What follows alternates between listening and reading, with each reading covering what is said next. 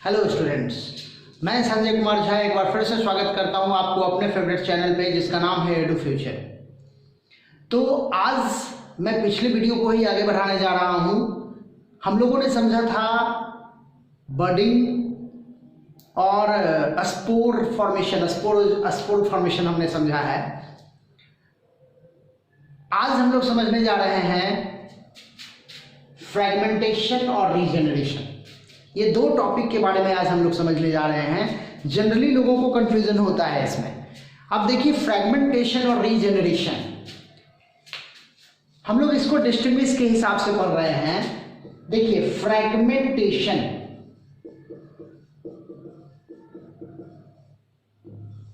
और एक तरफ मैं लिखता हूं रीजेनरेशन।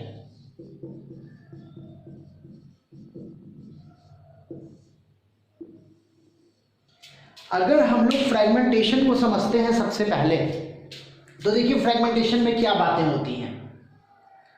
जनरली ऐसा कहा जाता है कि फ्रैगमेंटेशन वो प्रोसेस है, वो मैकेनिज्म है जिसमें ऑर्गेनिज्म का बॉडी पार्ट्स कोई फिजिकल फैक्टर के द्वारा, बेसिकली वो नेचुरली वो क्या होता है, टूट जाता है, फ्रैगमेंटेड कर जाता है, and each fragmented part get developed into new individual.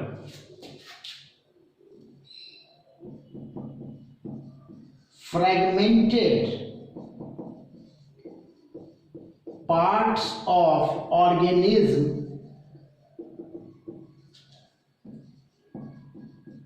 develop into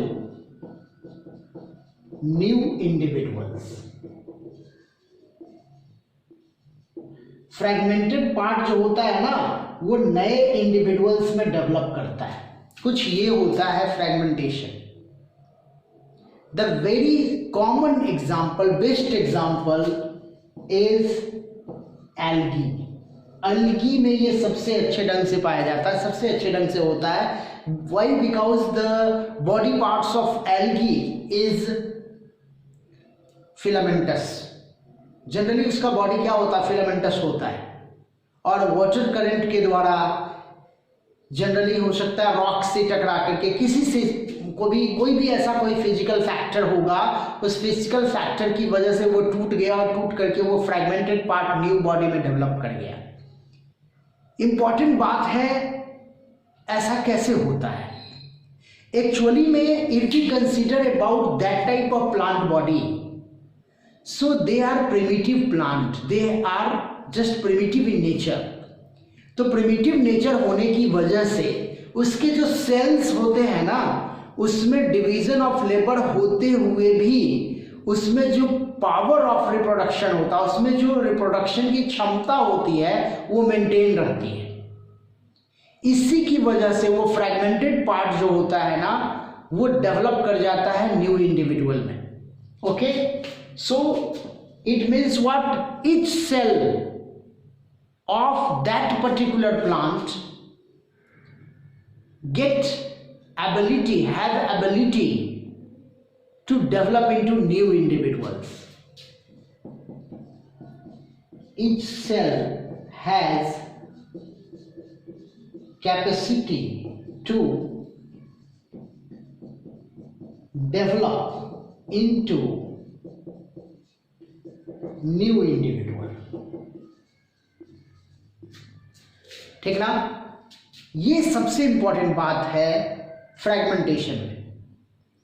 अगर हम लोग बात करते हैं रीजनरेशन का, तो रीजनरेशन में क्या होता है? एक्चुअली रीजनरेशन इज मे और may not be in the term of reproduction. Her organism में रीजनरेशन रिप्रोडक्शन के जैसा बिहेव नहीं करता। इवन ये क्वेश्चन भी आपसे पूछा जाता है कि why does multicellular organism not able to perform reproduction by the means of regeneration. देखिए, मल्टी सेलुलर ऑर्गेनिज्म जो होते हैं, पहले तो मैं बता दूं रीजनरेशन क्या होता है।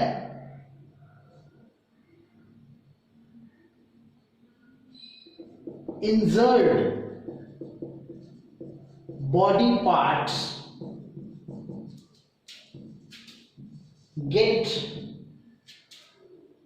regenerate गेट कह सकते हैं, injured body parts get replenish by self mode of division, है ना, अपने ही मोड ऑफ डिवीजन के द्वारा वो रिप्लेनिश्ड हो जाता है, वापस आ जाता है, रीअपीयर कर जाता है। रिप्लेनिश और रीअपीयर भी कर सकते हैं हम कि वो रीअपीयर कर जाता है। Okay, so this is actually regeneration. ये most of the multicellular organism में होता है। एग्जांपल में लिख देते हैं, most of multicellular organism, जैसे आपका नेल्स हो गया, हेयर्स हो गया, है ना, ये सब क्या है, रीजनरेशन होता है। आपने नाम सुना होगा, जैसे स्टारफिश है, स्टारफिश का आर्म क्या होता है, इंसर्ट हो जाता है, फिर वो वापस आ जाता है, रीजनरेट करता है। Even tail of lizard, lizard का टेल रीअपीयर करता है। हमारा स्किन हो गया, नेल हो गया, हेयर्स हो गया, this all has capacity to regenerate.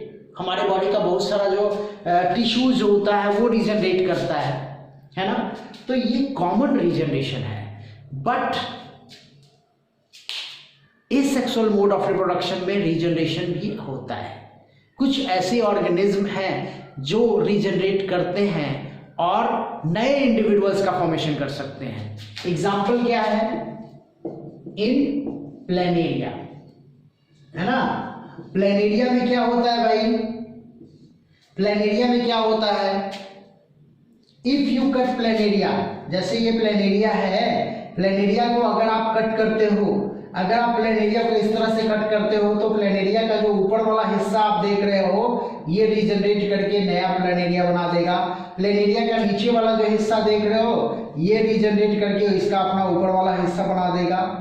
Okay, तो प्लेनेरिया में रीजनरेशन के थ्रू रिप्रोडक्शन पॉसिबल है। सो ऐसे बहुत ही लिमिटेड ऑर्गेनिज्म है जिसमें रीजनरेशन के थ्रू रिप्रोडक्शन पॉसिबल है। अब इंपॉर्टेंट बात ये हम लोग डील करते हैं कि आखिर इसमें हर सेल जो है उसकी कैपेसिटी है कि वो न्यू इंडिविजुअल का फॉर्मेशन कर सकता है। इसमें ऐसा नहीं है।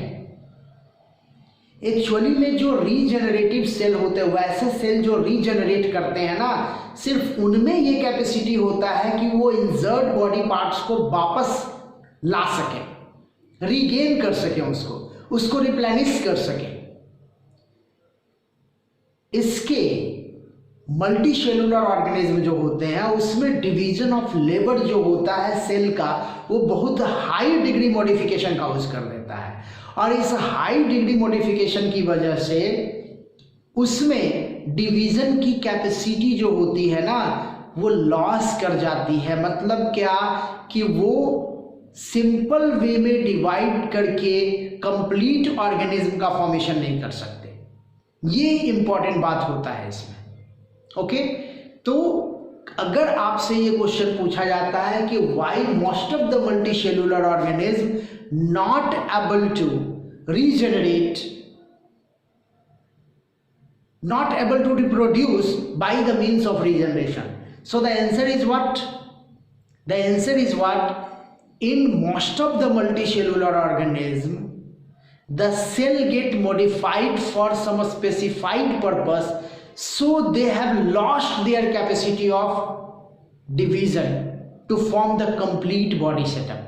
वो अपने कंप्लीट बॉडी सेटअप का फॉर्मेशन नहीं कर सकते। जबकि कुछ ऑर्गेनिज्म में ऐसे होते हैं, कुछ ऑर्गेनिज्म में ऐसा होता है। जैसे अगर हम लोग बात करते हैं सिलेंटेराटा का, तो उसमें क्या होता है, एक स्पेशल सेल पाया जाता है, that is called interstitial cell. अगर हम लोग बात कर रहे हैं किसमें,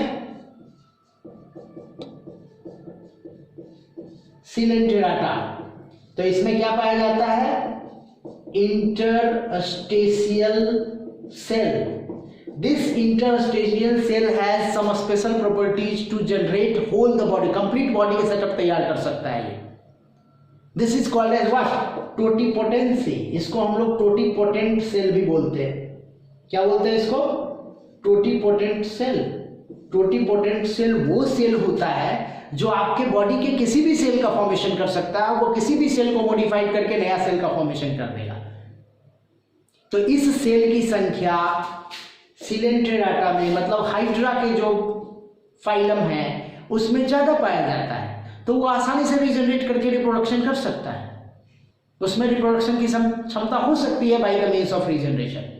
उसी तरह से अगर हम लोग स्पॉन्जेस की बात करते हैं, स्पॉन्जेस में क्या होता है भाई, पोरीफेरा।